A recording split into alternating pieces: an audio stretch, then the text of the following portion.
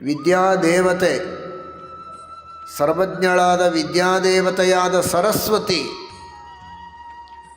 ಸಮುದ್ರವನ್ನೇ ಸಂಪೂರ್ಣವಾಗಿ ಮಸಿ ಶಾಯಿ ಮಾಡಿಕೊಂಡು,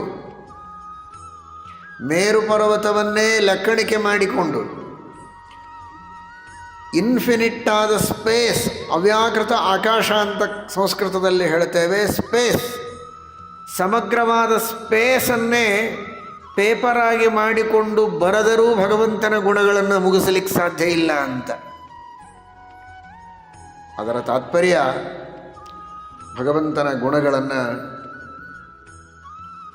ಯಾರು ಎಣಿಸಬಹುದು? ಮಹಾಲಕ್ಷ್ಮೀ ದೇವಿ ಪರಮಾತ್ಮನ ಪಟ್ಟದ ಅರಸಿ,